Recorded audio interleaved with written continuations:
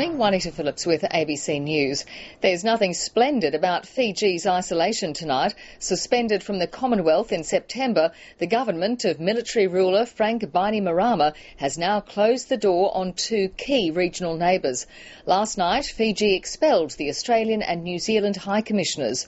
Today, it was the turn of Fijian diplomats on both sides of the Tasman to be given their marching orders. Political correspondent Greg Jennett reports on the diplomatic comings and goings.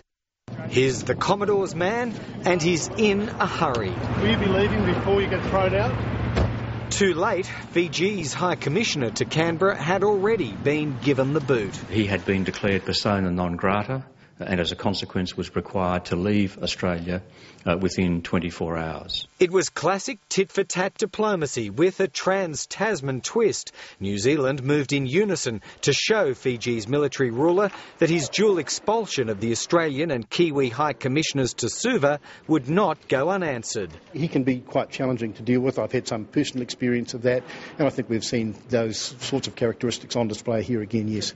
Travel bans on members of Frank Bainimarama's regime triggered the flare-up. This is just a courtesy call just to let you know of the Australia's policy towards Fiji in respect of travel sanctions.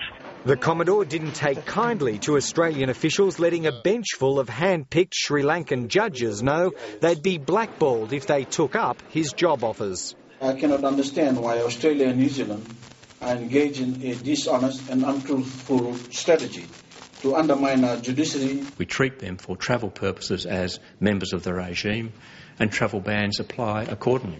Fiji has never been further isolated, but its military ruler isn't blinking either. He's still holding out for elections in 3 years' time and knows that Australia and New Zealand will only go so far in imposing further sanctions against him. Any move against tourism and economic ties is strictly off limits. We have not and we will not contemplate economic or trade sanctions. And holidaymakers are unlikely to support them. Still be going back? I'll be back over here in a fortnight's time. Regime change on island time. Greg Jennett, ABC News.